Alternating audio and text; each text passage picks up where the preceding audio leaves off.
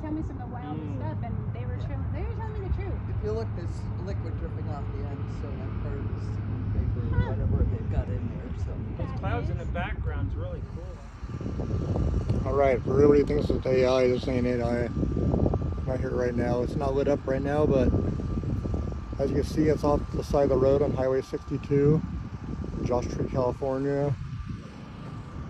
It's actually, the highway's over here. As you can see, the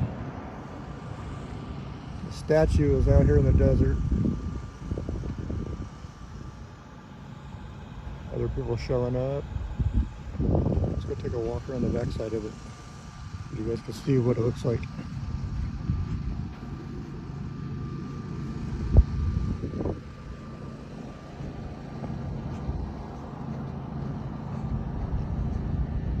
Pretty creepy.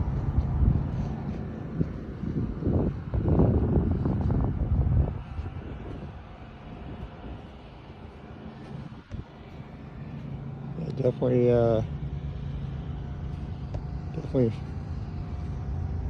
kind of creepy.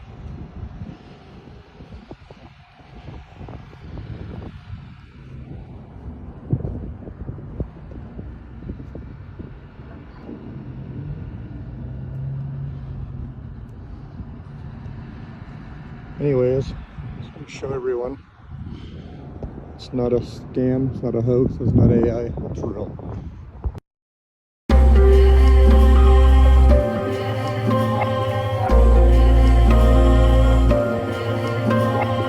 Demons. For centuries, they have haunted human consciousness, not always as creatures of darkness, but as the shadows within ourselves. They are the fears, doubts, and attachments that keep us trapped in cycles of pain and suffering. And yet, they are not here to destroy us, but to awaken us, to show us the parts of ourselves we refuse to see.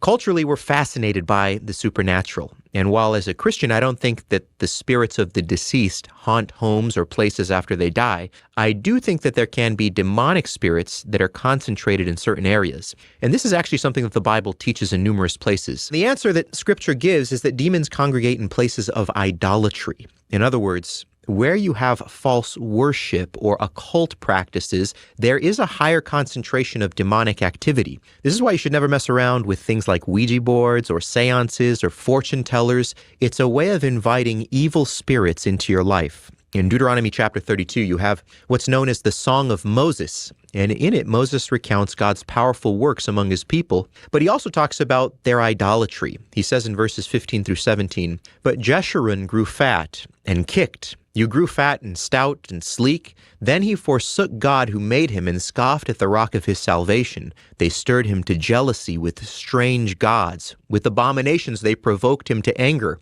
They sacrificed to demons that were no gods, to gods they had never known, to new gods that had come recently whom your fathers had never dreaded." In Psalm 106, verses 36 through 38 reiterate the same point. They served their idols, which became a snare to them. They sacrificed their sons and their daughters to the demons. They poured out innocent blood, the blood of their sons and daughters, whom they sacrificed to the idols of Canaan, and the land was polluted with blood. In every culture, demons have been seen as tempters, tormentors, or forces of chaos. But on a spiritual path, they are mirrors, reflecting the hidden wounds, unhealed traumas, and unresolved anger that live in the depths of our soul. When we encounter these inner demons, they push us to confront our shadows, to question old beliefs, and to face the parts of our consciousness we usually avoid. Fear, doubt, and resistance rise, but this is the very doorway to awakening. For every shadow we face, every truth we embrace, we step closer to freedom. The demons do not vanish, they transform. They become teachers, guides pointing toward clarity, strength, and the light that has always existed within us. The demons today are the disembodied spirits of those Nephilim, those that were killed off in the flood, and by even David, and by Joshua and Caleb, all these remnant Nephilim, that their disembodied spirits cannot ascend into heaven, and they don't descend until judgment. So they're trapped here on the earth, and what they want to do is repossess a body, and they want to torment man. They hunger, but they can't be satiated, and they dedicate their existence to our demise, our torment. And those are the demons. And if you would look at it as the enemy, right, if you put it in that context. So in Genesis, you have the Nephilim, and they are against man and all of God's creation, right? God wipes them out. They're on the earth after the flood. So they're still the enemy. You'll see it in the promised land. The Nephilim are there. It goes on further. But when you go into the New Testament, who is the enemy? It's demons. It's the same bad guy. And it just goes throughout the entire Bible from one end to the other. It's the same bad guy. And it will be until the day of judgment. A spiritual awakening is not the absence of struggle. It is the conscious choice to rise above it. The demons of the mind and heart are not enemies, but catalysts, calling us to remember who we truly are. So when darkness rises, do not turn away. Look it in the eye. Feel the fear, the pain, the doubt, and move through it. Each confrontation with your shadow brings you closer to your higher self, your inner light, your awakening.